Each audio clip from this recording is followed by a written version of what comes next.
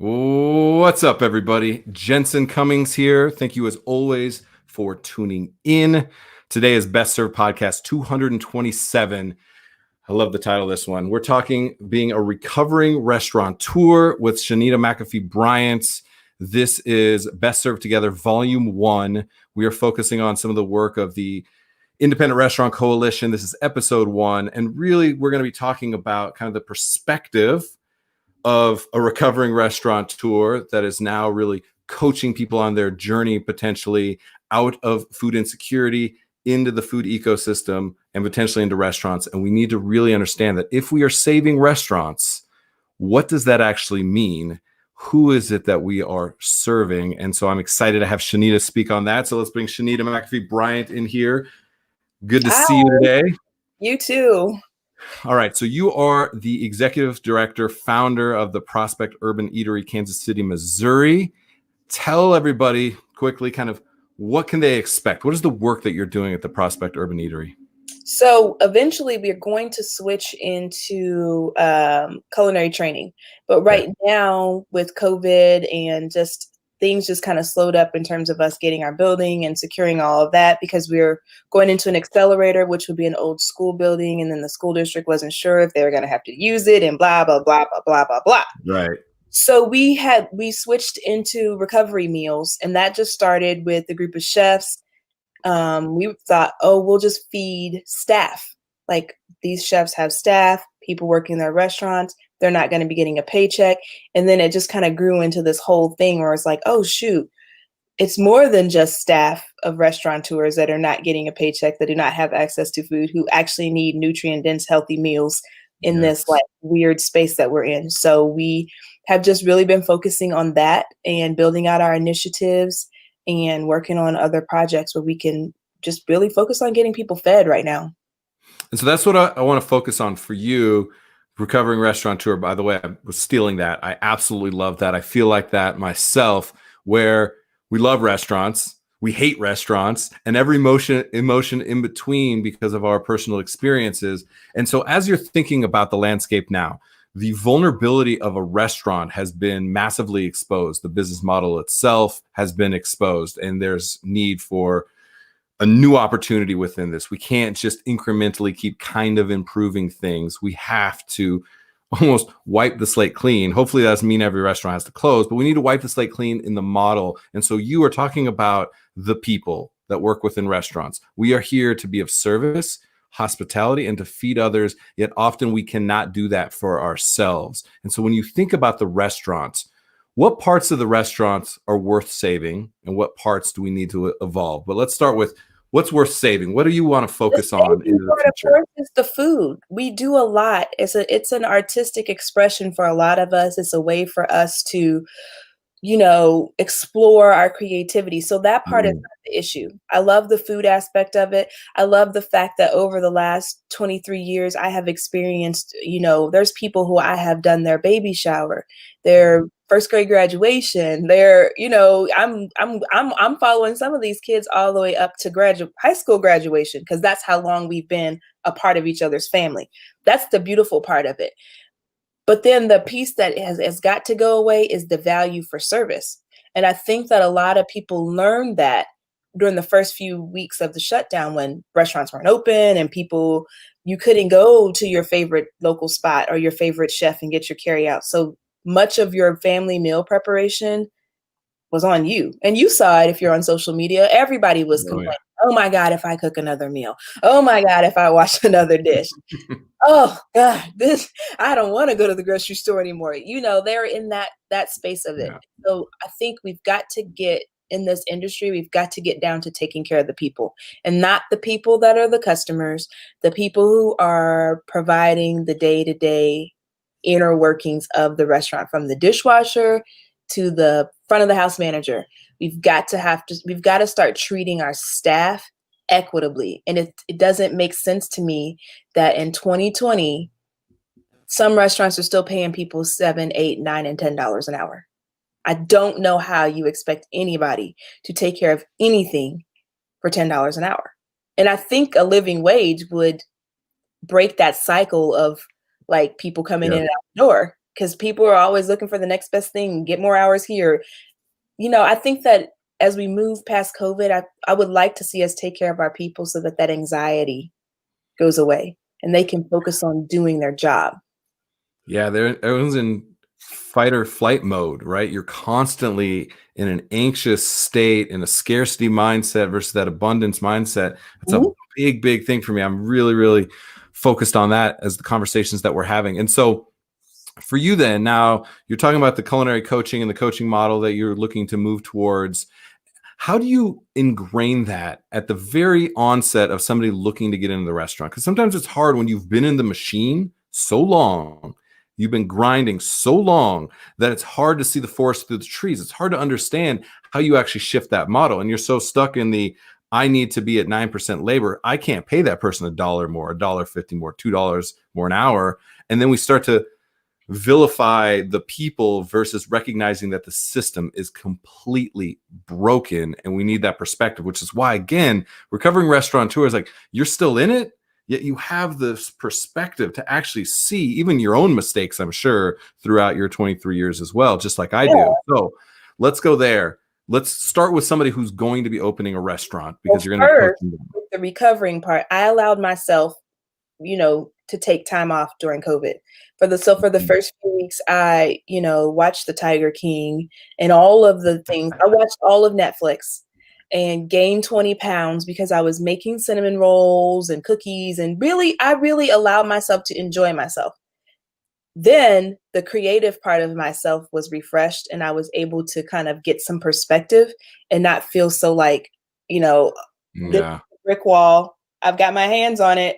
There's other bricks falling down, but if I let go of these 2 bricks to get to those bricks, then the whole thing might come crashing down. Right. So I just let it all crash down and deal with myself. So that's one thing that I think that has to be changed with this industry. It is a beast. And in order for it to move forward, it cannot continue to consume people's lives the way that it does. And some of just the aspects and the demands and the things that we are asking people to do create a very unhealthy work-life balance. We have to address mental illness in this industry. We have to address substance abuse in this industry. We have to address physical body neglect. We just have to. I've had several friends, it's not like a mark of successful chefhood if you stroke out on the line. Congratulations. You worked so hard that you died at work. Right. Yeah. So those are my top 3 things. And so when we're looking at bringing under-resourced individuals into the culinary world, those are the places that we start. We have to deal with the barriers that keep them in this cycle of unemployment. If it's mental illness, how are we going to address that? If it's substance abuse, how are we going to address that? If it's childcare or home, or you don't have a home, or food insecurity, that's a major issue in our industry. 13% of food service workers deal with not having access to food for themselves and their families. Once you start there, then I think that we'll be able to get this to a healthier industry. When you're thinking about that, because yes, those are absolutely fundamental, and the things that create what we always call the model of being equitable, profitable, and sustainable, that they actually have that opportunity, because we want to see 65-year-old line cooks being able to retire and put kids through college and all of the things that other industries and careers allow the opportunity for. I don't know any 65-year-old line cooks. That's not a reality on an industry. It's so transient. We always have to leave. We are, by definition, going to leave our industry, even if we love it, at some point, because of, to your point, stroking out on the line, not being able to sustain, not enough money in the system. So buying into the mindset, the shift in the things that need to be a priority. Yes, absolutely. Now, the connection that is really hard to jump that gap is then how do you make the financial business model when we're set on these 65% prime costs with 30% food costs, with 9%, back of house labor, these numbers that we set bonus structures to and start to incentivize people to cut and control, right? These are these mental approaches. So have you thought about the business model itself, some of the ways that you've seen to connect the numbers? we have, before you can even finesse the numbers, you have to tell your story, right? I Mm, honestly believe that there's a reckoning in this business. And I do think that maybe one of the good things that's come from COVID is that people are starting to change their perception, the perceived value of what it is that we do.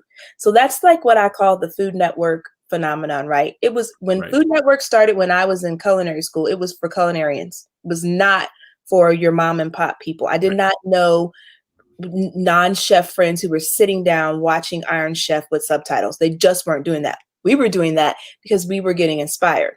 Yes. So when you started doing semi-homemade cooking and 30-minute meals and not to knock all that, it Yep. I hear you though. perceived value for what it is that we do. So then you get to this Yelp culture where you have all of these people who think I've watched 2 or 3 Bobby Flay shows, and now all of a sudden I'm some type of expert on what it is that you do. So they don't understand that, yes, I can make this peach cobbler in 15 minutes because I've done all this other work to get myself to this point. So I think that has changed.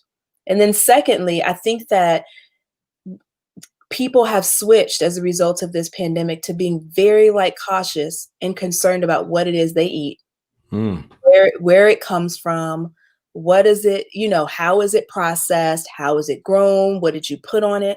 And so I think all along as chefs, we were in this whole, we were kind of like athletes, right? Where we're like, athletes feel like they should shut up and throw the ball, kick the ball, hit the ball, and we're like, we should just shut up and cook. That is I think yeah. people actually want to hear from us.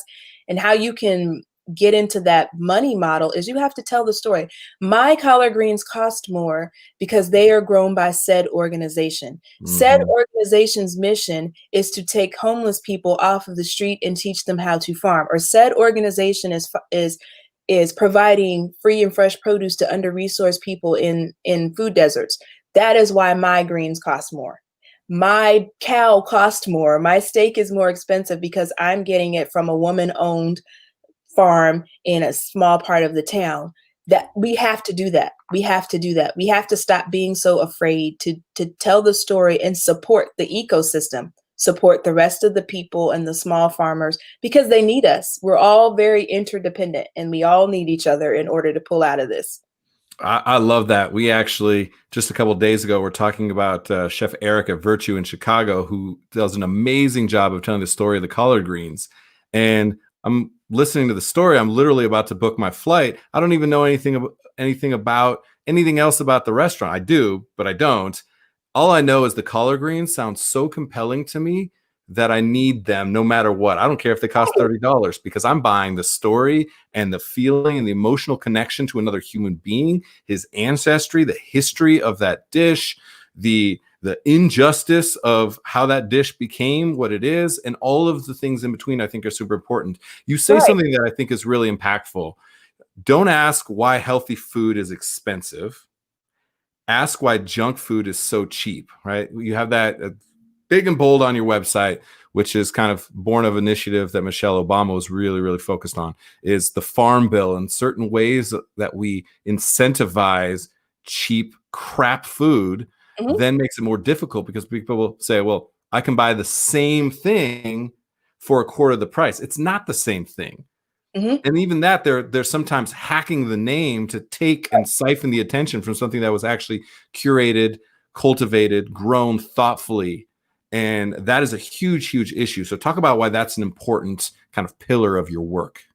Because so one of the organizations that we work with here that we're getting our produce with, and they're helping us to produce our nutrient dense meals, is Can Be Markets. So their thing that they do is they go into, people would traditionally call them food deserts, convenience stores, and they have the little small fresh produce stand right there in the convenience store. So as you're checking out, you can say, oh, do I want to get this cookie, or do I want to buy this banana Mhm. or this nice fresh orange? So the thing that they talk about is food apartheid. We all hate the term food deserts because deserts occur naturally.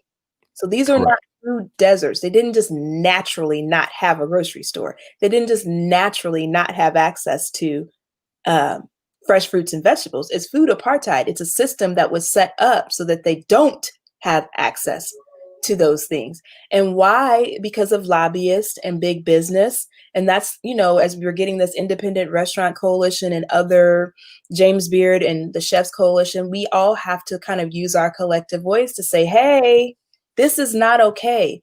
Yes. One of the things that I learned is that this food system, the system of, food stamps and SNAP and all that, was created in the 1940s. Why? Because we were going to war and our soldiers were unhealthy. Fast forward to 2020. Now, what is it? 17 of 20 soldiers don't qualify for the Army or for service because of their health, because of the same food system that they enacted to fatten us up. Because back then, remember, you got the big backpack on, right? You're trooping across the Germany, going to war. Now you're riding in a Humvee. We're not as physically active. We're not doing all the things that we were doing. So that's, we have to acknowledge that this is a system that was created. Yeah. And the history of that is absolutely something needs to be looked into.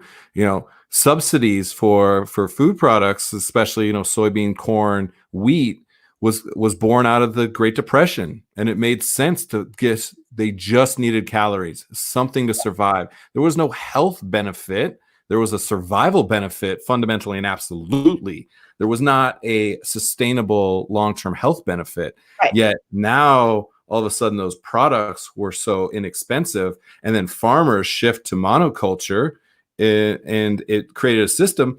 And some of them did thrive, yet you see the monopolization of it, where it's their consolidation of that system. And now the small farmer who impart, and the underserved individual and family who that absolutely did benefit into the 30s and the 40s. Now it has completely become the inverse, where it is attacking those cultures. It is attacking those communities and those groups. And so I think I really appreciate that you took us to school a little bit. Well, I think that history is important. They're still doing it. For the last 20 some odd weeks, we have been participating in the USDA Farm to Family Fresh Produce Box program. So we're putting out, and just my little group is putting out 600 boxes a week. So then it ends and the second round comes out. And what do they add to the second round? Milk, processed cheese, and processed meat. Now I'm not going to participate in the program. We know that COVID is a respiratory and inflammatory situation, correct? What does milk cause? Mucus and inflammation. So it doesn't, we're trying to bolster people's immune system so that they can fight this unknown virus. So why would we then give them processed meats with nitrates and sodium and all? No, we need to continue to add more fruits and vegetables or clean protein to the program, not frozen and can. So now we're not, and now the community doesn't get the benefit because you've added something to a program that, fundamentally we can't get behind that.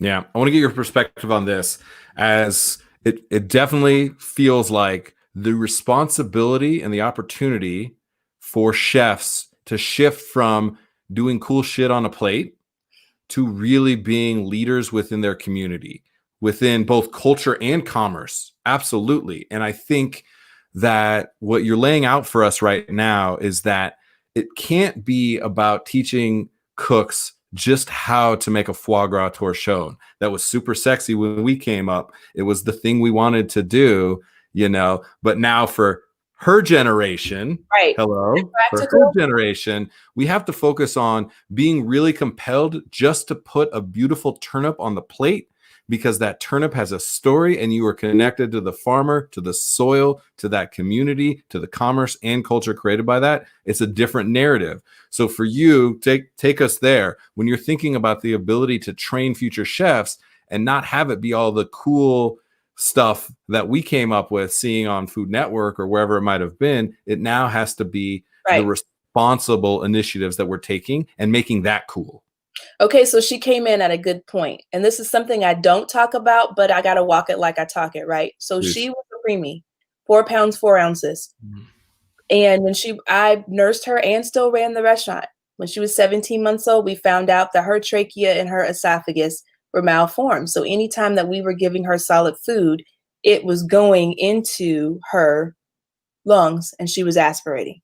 Fast forward, we do lots of surgeries, we do this, we do that. Well, when you are dealing with the child who is undernourished with a health condition, they classify them as failing to thrive. That's a form of child abuse.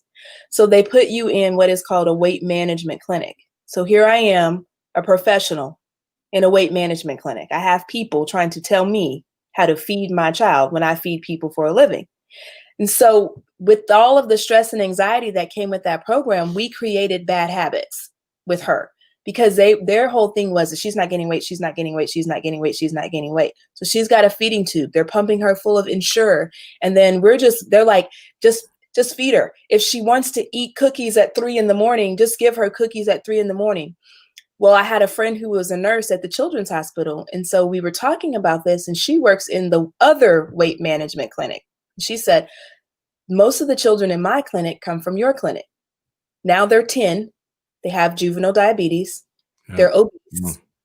And why? Because instead of us nutritiously teaching families how to gain weight on her using plant protein, you know what I'm saying? They had, if I wouldn't have been smart, I'd have been giving her Doritos and Oreo cookies and ice cream and whatever, just so that when we went back to that next appointment, she had a few extra pounds on her.